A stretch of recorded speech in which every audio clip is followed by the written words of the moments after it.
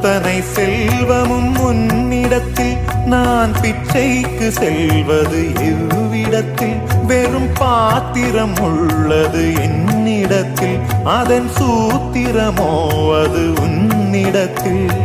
ஒரு முறையா இருமுறையா பல முறை பல பிறப்பெடுக்க வைத்தாய் புதுவினையா பழவினையா கணம் கணம் தினம் என்னை துடிக்க வைத்தாய் பொருளுக்கு அலைந்திடும் பொருளற்ற வாழ்க்கையும் துரத்துதே